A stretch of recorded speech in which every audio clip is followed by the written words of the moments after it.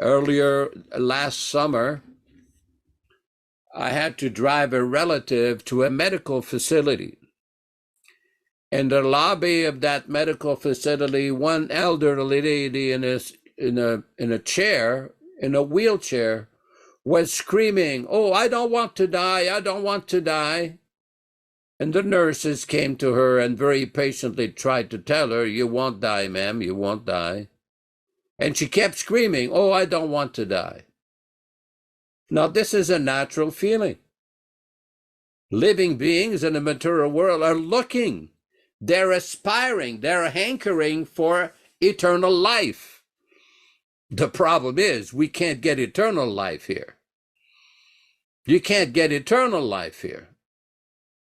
As much as we may want to, as much as current medical science may promise that in the future we may discover some drug or some treatment or some facility that was going to prolong life, we can freeze somebody, all these wonderful future promises, the reality is death is unavoidable.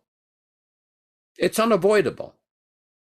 Now, an intelligent person will ask himself, what am I going to do about it? Why am I here in the first place? Why was I born in this particular situation? Why was I born in the body of a man or a woman? Why was I born in this country or that country? Why was I born with a certain set of senses, with a certain body that may look ordinary or very beautiful or very ugly? Why is it that am I born with a certain degree of intelligence or not very much intelligent, like in my personal case? Why is it some people are geniuses, some people are dumb? Why is it that some people are born in a very rich family? Some people are born in a very poor family. Why? Bhagavad Gita gives the answer. Lord Krishna, the Supreme Lord, gives the answer. Karanam guna sangasya sadashat yoni janmasu. All of these situations, whether auspicious situations or inauspicious situations, these good situation or bad situation, this is all due to association with the three modes of material nature. Karana means cause. Gunasanga means association with the mode of goodness, with the mode of passion and mode of ignorance. Any one of you who has been in India, you see many different situations there. One time I was in Delhi, in near Chandni Chowk, there was a man with no arms and no legs, and some way or other he used to chant Haribol, Haribol, and people would give him money in a little cup. Now that is from pretty serious karma, with no arms and no legs. But yet somebody will be born with a very beautiful body. Somebody will be born in desperate poverty. Somebody will be born as the son of a very wealthy person. Why? But the problem is, it doesn't matter what situation one is. At one point, one ought to go for the test. What is that test? It is death. For those who are atheists, Srila Prabhupada explained in one lecture, Mrityuhu sarvaharashaham. God will come to them at the time of death. Prabhupada gave the example one, just like a cat. A cat sometimes will take the young kitten and grab them by the neck and put them away. But the same cat, if he catches a mouse, that is death for the mouse. That is death for certain. So for the atheists who do not accept the authority and the position of the Supreme Lord, for the atheists at the time of death, will be God manifested to them. In the Mahabharata, there's a very interesting encounter between Maharaj Yudhishthira and a person who was asking him so many different questions.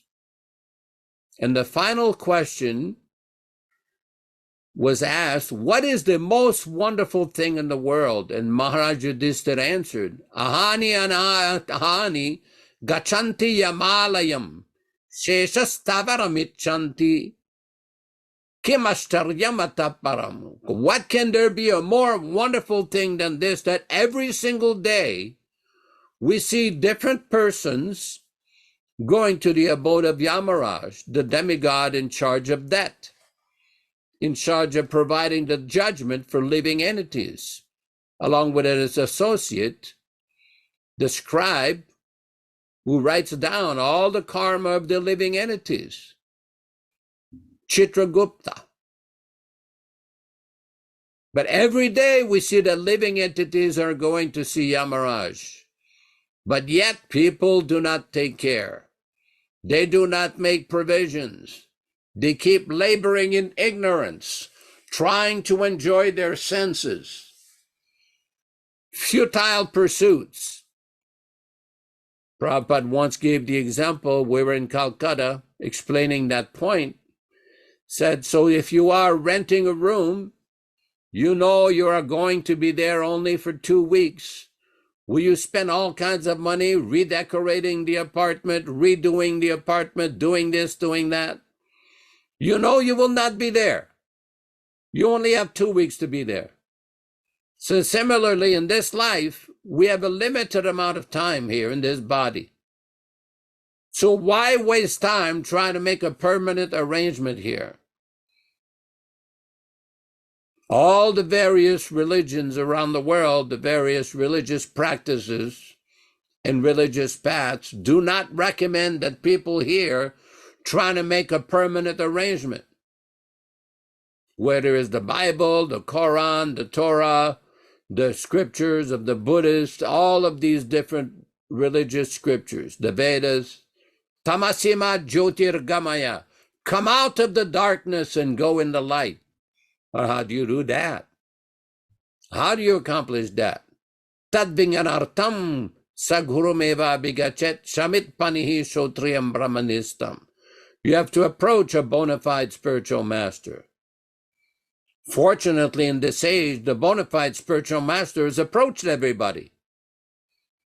Previously in India, people used to approach some local sadhu, some guru, some preceptor, some acharya in a small village on the bank of the Ganges, on the bank of a sacred river, and receive some instruction. But now in this age, the greatest acharya, Srila Prabhupada, through his transcendental Divyam Jnanam, is approaching everybody. This is the dispensation of special mercy in the age of Kali Yuga. That Srila Prabhupada, the greatest acharya in the history of Vaishnavism, every day is approaching through his transcendental books.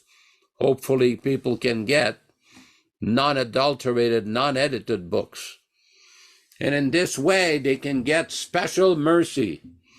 They can get that special dispensation of transcendental knowledge and become free from the path of birth and death and follow the path of devotional service. Sangsara dabara lalira loka tranaya karuna gana gana